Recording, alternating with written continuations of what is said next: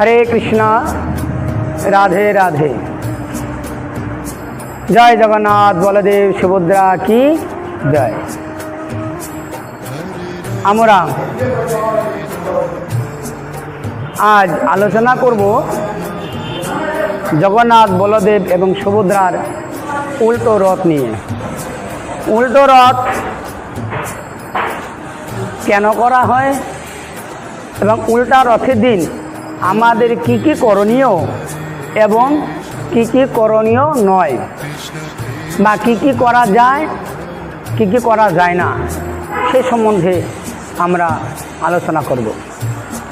শাস্ত্রে বলেছেন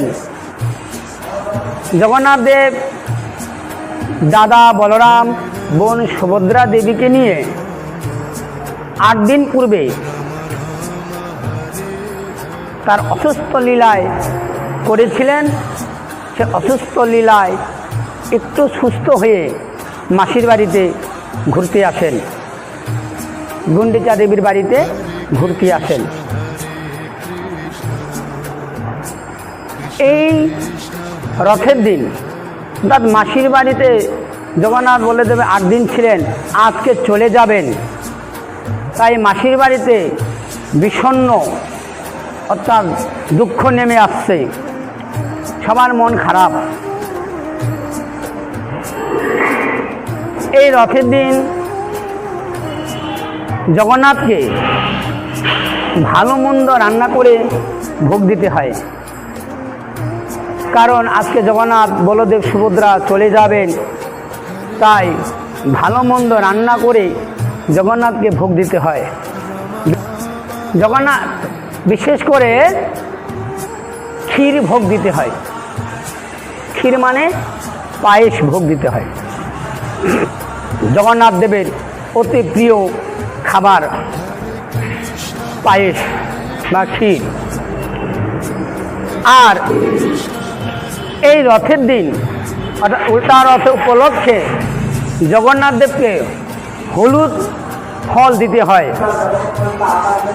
হলুদ ফল যেমন এবার যে কোনো ফল হতে পারে, আম, হলুদ আম দিতে হয় ভগবানকে, এবং কাঁঠাল হলুদ দিতে হয়। আর বিশেষ করে উল্টো রথের দিন জগন্নাথকে খিচুড়ি ভোগ দিতে হয়। এগুলো জগন্নাথের প্রিয়, দিতে হয়। এবং কি কি জগন্নাথের রথের দিন খেতে নাই, সেগুলো হলো কমলি শাক।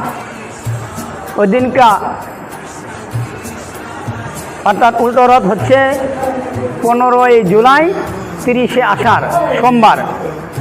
এটা উৎকল মতে এবং গোস্বামী মতে বা বৈষ্ণব মতে মঙ্গলবার উল্টো রথ। যেহেতু জগন্নাথ বলদেব সুভদ্রা পুরীতে বাস করেন, কটকে বাস করেন, শেষ করে এই উল্টো রথের দিন বাজার থেকে কমলি শাক আনবেন না এবং কমলি শাক খাবেন না। আর আরও একটি সুস্বাদু খাবার গ্রামে গঞ্জে খুব পাওয়া যায়, সেটা হলো পুঁই শাক।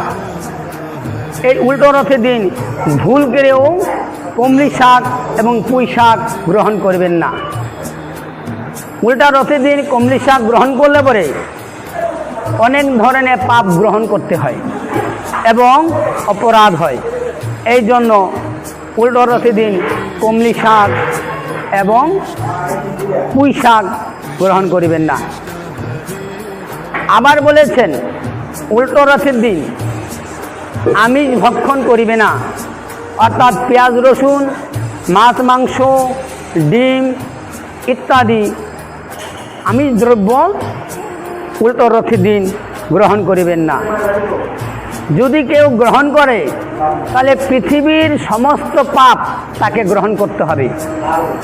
এই জন্য শাস্ত্রে বা ঋষিমুনিগণ নিষেধ করেছে, বিশেষ করে রথের দিন, উল্টো রথের দিন এই সব জিনিস গ্রহণ করিবেন না, এর থেকে দূরে থাকবেন। জগন্নাথ দেবকে যেগুলো প্রিয় খাবার, যেগুলো বললাম আম, কাঁঠাল, খিচুড়ি, এগুলো ভোগ দিবেন। ভোগ দিয়ে নিজেরা প্রসাদ পাবেন এবং সবাইকেই প্রসাদ গ্রহণ করাবেন।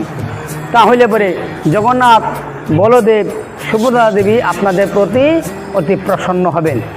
জগন্নাথ দেব যাতে প্রসন্ন হন, বলদেব যাতে প্রসন্ন হন বা সুভদ্রা দেবী যাতে প্রসন্ন হন, সেই দিকে আমাদের একটু লক্ষ্য রাখতে হবে।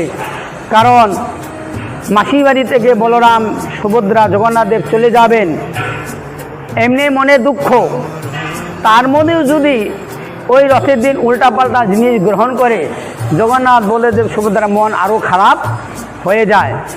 এই জন্য ওদিন এসব গ্রহণ করিবেন না।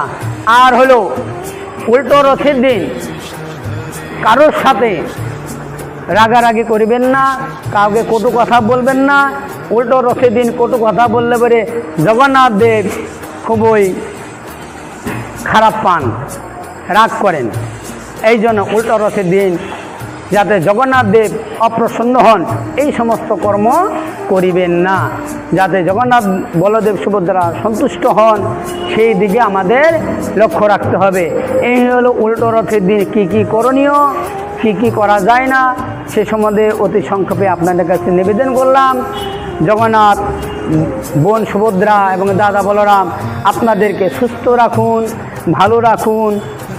আপনারাও জগন্নাথ দেবকে ভালো রাখবেন, সুস্থ রাখবেন। এই বলে আজকের বক্তব্য এখানে শেষ করলাম। হরে কৃষ্ণ, জয় জগন্নাথ কি জয়।